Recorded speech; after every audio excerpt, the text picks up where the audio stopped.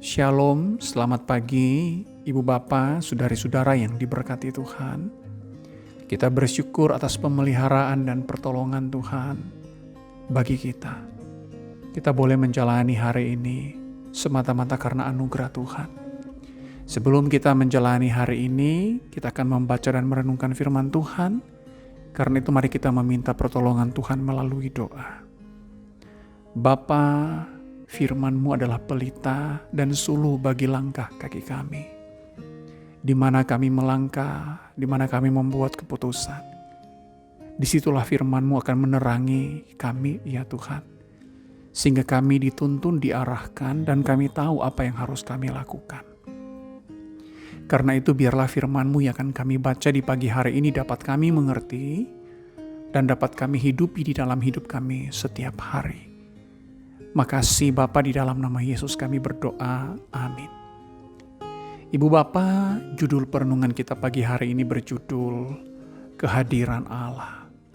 Firman Tuhan diambil dari Mazmur pasalnya yang ke-15, ayat 1 sampai dengan ayat 5, tetapi yang akan dibacakan hanya ayat 1 saja yang berbunyi demikian.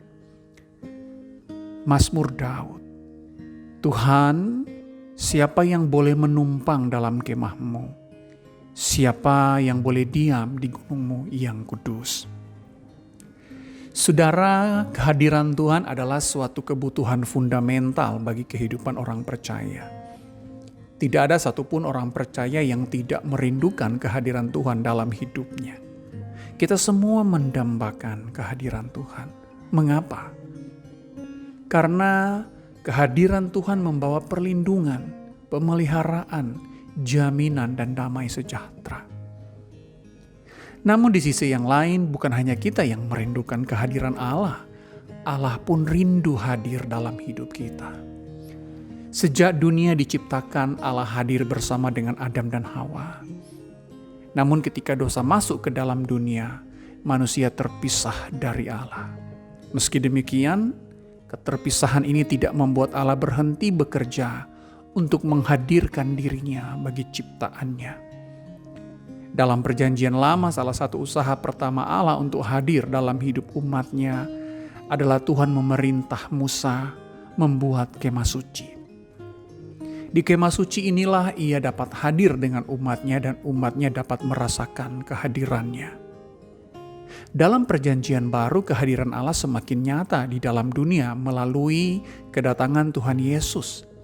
Seperti kata Yohanes, firman itu telah menjadi manusia dan diam di antara kita. Tuhan Yesus adalah Allah yang hadir bagi dunia yang berdosa. Ketika Tuhan Yesus terangkat ke sorga, Allah tetap hadir di dalam diri orang percaya melalui Roh Kudus. Kehadiran Allah ini lebih intim karena Roh Kudus adalah Roh Allah yang tinggal di dalam diri umatnya. Kesempurnaan kehadiran Allah semakin sempurna ketika Tuhan Yesus datang kedua kali. Ia akan menjadikan langit dan bumi yang baru, dan langit dan bumi yang baru ini kita akan merasakan kesempurnaan kehadiran Allah. Kita akan berjumpa dengan Allah dalam suatu relasi ilahi yang sungguh penuh dengan damai sejahtera. Perjumpaan ini menjadi perjumpaan yang paling intim dan kekal. Namun kehadiran Allah di dalam kehidupan umatnya memiliki syarat. Itulah yang ditanyakan Daud dalam firman Tuhan yang kita baca. Daud berkata kepada Allah, Tuhan, siapa yang boleh menumpang dalam kemah-Mu? Siapa yang boleh diam di gunung-Mu yang kudus? Kalau dibuat lebih praktikal, Daud ingin bertanya kepada Tuhan, Tuhan, siapakah yang boleh mengalami kehadiran-Mu yang indah, mendamaikan, penuh anugerah, pemulihan, dan yang menguatkan itu? Daud menyadari bahwa kehadiran Allah yang Maha Kudus dalam diri orang percaya bukanlah hal yang sembarangan atau hal yang sepele hingga dianggap remeh. Kehadiran Tuhan memiliki syarat. Lantas apa syaratnya? Kekudusan hidup atau kehidupan yang berkenan. Dari ayat 2 sampai ayat 5, Daud memberikan contoh yang sangat konkret, yakni mereka yang tidak bercela, mereka yang mengatakan kebenaran, yang adil, mereka yang bukan pemfitnah, mereka yang tidak berbuat jahat terhadap sesama, mereka yang peduli terhadap sesama, dan mereka yang tidak mencari keuntungan. Singkatnya, mereka adalah orang-orang yang menghidupi kehidupan yang kudus dan berkenan di hadapan Tuhan.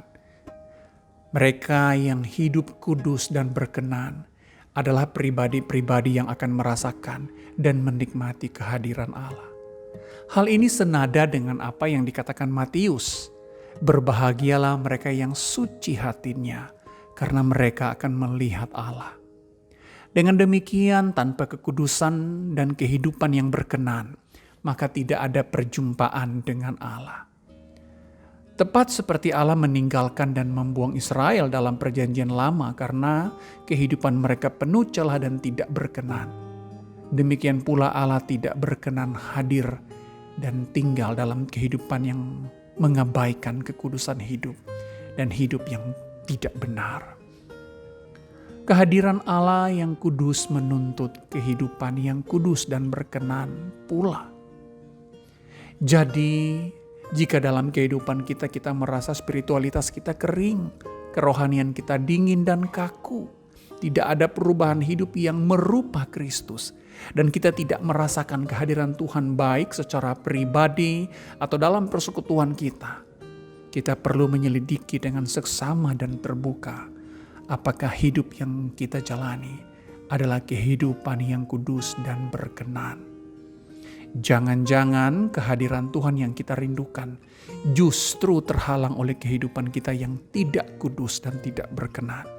Karena itu, marilah kita menghidupi kehidupan yang benar dan kudus, tentu dengan pertolongan Allah Roh Kudus.